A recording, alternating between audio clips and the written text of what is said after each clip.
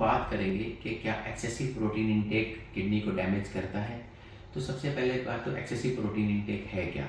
एक एवरेज आदमी को जितना उसका वेट है, लाइक एक 60 किलो के आदमी को 60 ग्राम प्रोटीन ही चाहिए, जिसमें उसके हर मसल हर सेल को काम करने के लिए जो प्रोटीन की आवश्यकता है वो पूरी होती है।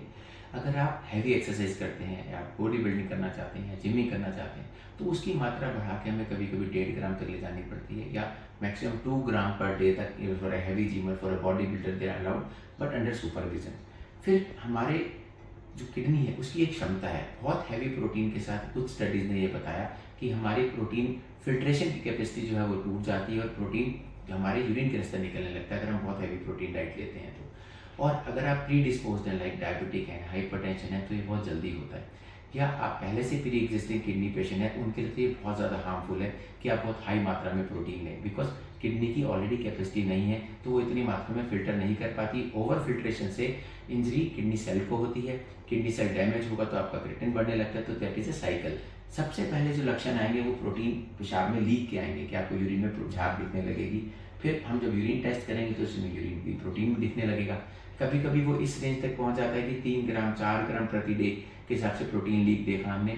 कुछ प्रोटीन सप्लीमेंट्स ऐसे हैं कि जिसमें कुछ ऐसे पदार्थ हैं कि जो प्रोटीन फिल्ट्रेशन को और बढ़ाते हैं और प्रोटीन यूरिया करते हैं। तो आपको बहुत कॉशन होना पड़ेगा, आपको एक न्यूट्रिशनिस्ट हेल्प लेनी पड़ेगी अगर आप हैवी जिमिंग या हैवी प्रोटीन डाइट पे रहना चाहते हैं।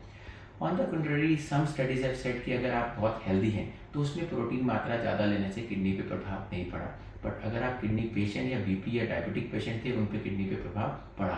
तो मिक्स्ड रिव्यूज़ हैं, बट डेफिनेटली वो excess of everything is bad, वो कहीं ना कहीं आपकी बॉडी पे असर तो डालेगी।